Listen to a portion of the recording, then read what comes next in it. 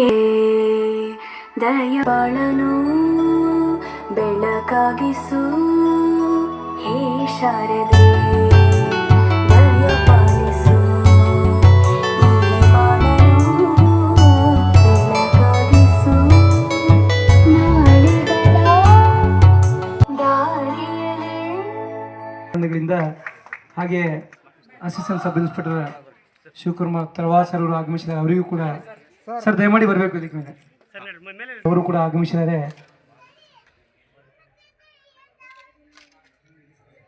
ಧೀರ್ ಸಿಂಗ್ ಅವರು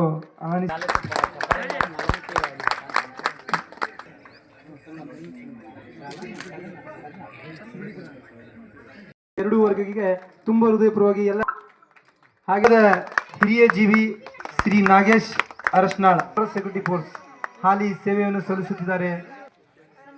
ರಮೇಶ್ ಜೀವ ಹಾಗೇನೆ ಸದಾ ಸ್ನೇಹಿ ಜೀವಿಗೆಯಲ್ಲಿ ಹೂ ಹುಚ್ಚಿ ನೀಡಿ ಸನ್ಮಾನ ಅವರು ನಾನಾ ಕಾರಣಕ್ಕೆ ಬಂದಿಲ್ಲ. ಹಾಗೆ ಹುನ್ನು ರಾಮ್ ಹಾಗೇನೆ ಅಧಿಕಾರಿ ಅವರು ಕೂಡ ವೇದಿಕೆ ಮೇಲೆ ಆಡಿಸ್ಬೇಕು, ಸದಾ ಚಿರುಣರಾಗಿರಲಿ.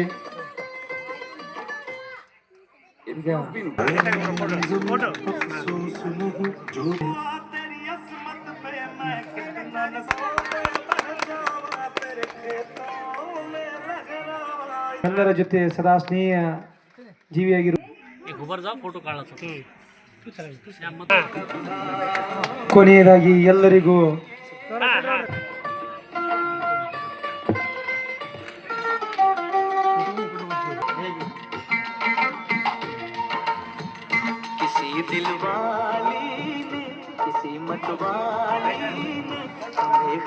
ಆಮೇಲೆ ಮಾಡಿ ಎಲ್ಲಿ ಹೋಗಲ್ಲ, ಇಲ್ಲೇ ಇರ್ತಾರ ಅವರು ರಾತ್ರಿವರೆಗೆ ಇಲ್ಲೇ ಇರ್ತಾರ. ವಂದನೆ ಅಭಿನಂದನೆ ಸೇವೆಯನ್ನು ಸಲ್ಲಿಸಿ ಈಗ ಅವರು ಮರಳಿ ನಮ್ಮ ತಾಯ್ನಾಡಿಗೆ ಅಂದರೆ ನಮ್ಮ ಊರಿಗೆ ಬಂದಿದ್ದಾರೆ. ಅವರಿಗೆ ನಾನು ತುಂಬು ಹೃದಯದಿಂದ ಸ್ವಾಗತವನ್ನು ಕೊಡ್ತೀನಿ. ನಾನೊಂದು ಮಾತು ಹೇಳಲಿಕ್ಕೆ ಇಷ್ಟಪಡ್ತೀನಿ. ನಾವು ಪೊಲೀಸ್ ಇಲಾಖೆಯಲ್ಲಿ ಮತ್ತು ಒಂದು ಸೈನಿಕ ಇಲಾಖೆ ಅಂದರೆ ಭಾರತೀಯ ಸೈನ್ಯ ಅಂದರೆ ಒಂದು ದೊಡ್ಡ ಹೆಮ್ಮೆ. ಭಾರತೀಯ ಸೈನ್ಯದಲ್ಲಿ ಸೇವೆ ಸಲ್ಲಿಸೋದಂದ್ರೆ ಅತಿ ದೊಡ್ಡ ಹೆಮ್ಮೆ, ಸಾಮಾನ್ಯ ಒಂದು ಮಾತಲ್ಲ. ನಾವು ಇವತ್ತು ಬಿಜಾಪುರದಿಂದ ಬೆಂಗಳೂರಿಗೆ ಟ್ರಾನ್ಸ್ಫರ್ ಆದ್ರೆ ಅಯ್ಯೋ ನಾನು ಬೆಂಗಳೂರು ಟ್ರಾನ್ಸ್ಫರ್ ಆಯಿತು, ನಾನು ಹೇಗೆ ಹೋಗ್ಬೇಕಪ್ಪ, ಹೇಗೆ ಮಾಡಬೇಕು ಅಂಥೇಳಿ ನಾವು ವಿಚಾರ ಮಾಡ್ತಿರ್ತೇವೆ. ಆದರೆ ಭಾರತೀಯ ಸೈನ್ಯದಲ್ಲಿ ಸೇವೆ ಸಲ್ಲಿಸೋರು ಸುಮಾರು ಇಡೀ ಆಲ್ ಇಂಡಿಯಾ ಎಲ್ಲರ ಜಮ್ಮು ಕಾಶ್ಮೀರ ಪ್ರತಿಯೊಂದು ರಾಜ್ಯದಲ್ಲಿಯೂ ಸುಮಾರು 3 ರಿಂದ 4 ವರ್ಷ ಸೇವೆ ಸಲ್ಲಿಸಿರ್ತಾರೆ.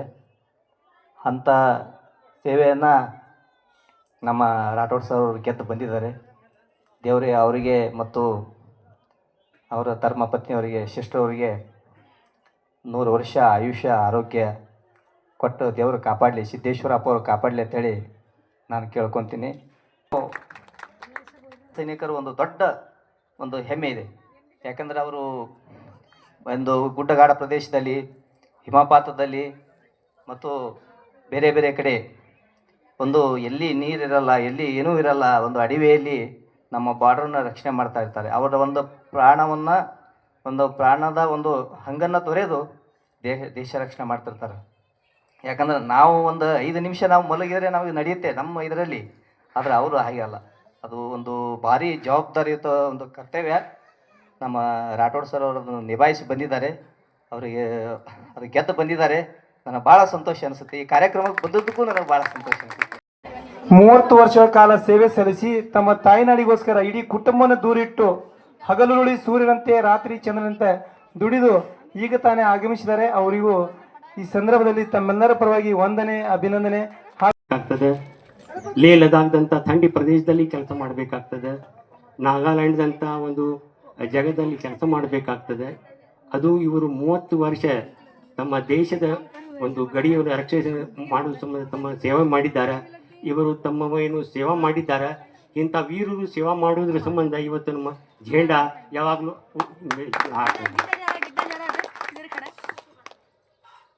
ಸುಬೇದಾರ್ ಮೋತಿಲಾಲ್ ಅವರು ಈಗ 30 ವರ್ಷ ಸರ್ವಿಸ್ ಮಾಡಿ ಇಲ್ಲಿ ಬಂದಿದ್ದು ತಮ್ಮೆಲ್ಲರಿಗೆ ಒಂದು ಇಂಟ್ರೆಸ್ಟ್ ನೋಡಿ ನನಗೆ ಭಾಳ ಒಂದು ಹೆಮ್ಮೆ ಅನ್ನಿಸ್ತದೆ. ಇವರು ಅಲ್ಲಿ ಸರ್ವಿಸ್ ಮಾಡಿ ಬಂದಿದ್ದು ನನಗೆ ಒಂದು ಒಳ್ಳೆಯ ಒಂದು ಹೆಮ್ಮೆ ಅನ್ನಿಸ್ತದೆ. ಎರಡನೇದಾಗಿ ಇವ್ರ ರಿಟೈರ್ಮೆಂಟ್ ಲೈಫ್ ಒಂದು ಶಾಂತಿ ಸಮೃದ್ಧಿಯಿಂದ ಆಗಲಿ ಅನ್ನೊಂದು ನಾನು ದೇವರಲ್ಲಿ ಪ್ರಾರ್ಥನೆ ಮಾಡ್ಕೊತಿದ್ದೇನೆ. ಈ ಏನು ಒಂದು ಸೆಲೆಬ್ರೇಷನ್ ಮಾಡಿದ್ದೀರಿ, ಈ ಸೆಲೆಬ್ರೇಷನ್ ಮಾಡೋದ್ರಿಂದ ಹೊಸ ಏನು ಯುವ ಪೀಳಿಗೆ ಇದೆ, ಯಾಕೆ ಅಕಾಡೆಮಿ ಹುಡುಗರಿದ್ದಾರೆ ಮತ್ತು ಈ ಎಲ್ಲ ಸ್ಕೂಲ್ ಹುಡುಗರಿದ್ದಾರೆ, ಅವ್ರಿಗೊಂದು ಉತ್ತೇಜನ ಬರ್ತದೆ. ಹಾಂಪ್ಪ ನಾವು ಈ ರೀತಿ ದೇಶಕ್ಕಾಗಿ ಸೇವೆ ಮಾಡಬೇಕನ್ನುವಂಥ ಒಂದು ಭಾವ ಮಾಡ್ತದೆ. ಅವರು ತಾವು ಈ ರೀತಿ ಒಂದು ಏನು ಸುಬೇದಾರ್ ಸಾಬ್ ಒಂದು ನಿವೃತ್ತಾಗಿ ಬಂದಿದ್ದಾರೆ, ಅವ್ರಿಗೊಂದು ಏನು ಒಂದು ಸತ್ಕಾರ ಮಾಡಿದ್ದಾರೆ. ಇದು ಒಂದು ದೇಶಕ್ಕಾಗಿ ಒಂದು ಹೆಮ್ಮೆಯ ವಿಷಯ ಅಂತ ಹೇಳಕ್ಕೆ ಬಯಸ್ತೀನಿ. ಕೊನೆಯದಾಗಿ ಸುಬೇದಾರ್ ಸಾಹೇಬರಿಗೆ ಅವರ ಕುಟುಂಬಕ್ಕೆ ನನ್ನ ನಮಸ್ಕಾರಗಳು ಮತ್ತು को नमस्कार। आज मैं एक साथ कई भावना से भरा हूँ, गर्व कृतज्ञ और एक नई जीवन का संकल्प लेता हूँ। मेरा नाम एक्स सूबेदार Motilal Shivaji Rathore, technical Indian army. मैं हुबनूर LT2 से बिलोंग करता हूँ। मेरी बचपन की पढ़ाई हाई स्कूल दरीबड़ची में हुआ था और आगे यला में हुआ था। उसके बाद मैं धीरे धीरे पढ़ाई करके वसंतराव कॉलेज का BA फर्स्ट ईयर पूरा किया और उसके बाद 10 अक्टूबर 94 को कोल्हापुर के लिए भर्ती के लिए चला गया। उसके बाद उसका फर्स्ट भर्ती होने के बाद फिजिकल रनिंग मेडिकल एग्ज़ाम हुआ था और 30/12/94 को मेरे को होम एड्रेस पर कॉल लेटर आया और 31/12/94 को 3M2ST मडगांव गोवा रवाना हो गया। फिजिकल ट्रेनिंग 6 महीने किया, उसके बाद 6 महीने टेक्निकल ट्रेनिंग किया और मैं 8-10 यूनिट काटा है। ऑल इंडिया श्रीनगर, कपूरथला, भटिंडा, ऐसा कोई इंडिया का कोई कोना नहीं है ऐसा छोड़ा नहीं है। क्योंकि मौसम श्रीनगर में क्या होते हैं, जब मैं उधर श्रीनगर में गया था 2004 में, तो मेरे को घर वालों के फैमिली की सबकी याद आई मेरे को, क्योंकि वो बहुत टफ है, स्ट्रगल, लाइफ इज स्ट्रगल। तो जब तक क्या बोलते आप फिजिकल फिट नहीं रहोगे, आपका क्या बोलते कोई भी संतुलन आपका ठीक नहीं रहेगा, बॉडी या हेल्थ फिजिकल मेंटल, तो आप कुछ नहीं कर सकते हो, ठीक है। क्योंकि उधर क्या होते हैं स्ट्रगल ज़्यादा, क्या होते हैं उग्रवादी क्लाइमेट, बर्फ क्या होता है 10-10 फीट गिरा हुआ है और उसमें क्या होता है ड्यूटी करना है, इतना आसान बात नहीं है। और मैं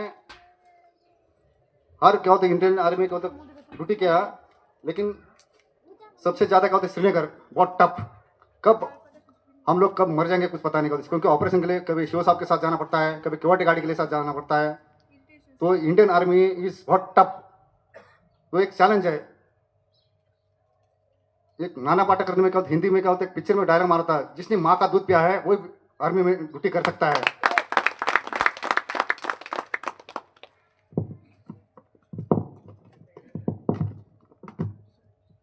और मैं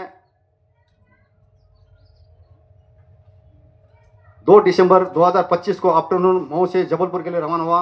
3 दिसंबर morning deputy signal regiment Jabalpur report किया। उधर 1 महीना रुका। हमारा जो पेंडिंग डॉक्यूमेंट, पार्ट 2 ऑर्डर, नाम, होम एड्रेस, एनी क्लेम, जो क्या बोलते 1 महीना करना पड़ता है। अगर कोई मिस्टेक होगा तो करना पड़ता है, बैंक का डिटेल, होम एड्रेस जो भी है। 31/12/2025 को रात को 12 बजे 30 साल पूरे हुए थे। मैं 30 साल में honest team work, leadership, technical पर काम किया। वह काम लाइफ में आगे काम आएगा। और मैं लास्ट में सभी मेरे अधिकारी, मेरे बंधु, मेरे फैमिली और सबको मैं धन्यवाद देना चाहता हूँ। आप लोग इतना कोऑपरेट किया और मेरा क्या बोलते ये प्रोग्राम बहुत अच्छी तरह से निभाया। और मैं सभी को एक बार दोबारा धन्यवाद देना चाहता हूँ। मैं ये समापन करता हूँ। जय हिंद, भारत माता की जय, भारत माता की जय, भारत माता की जय।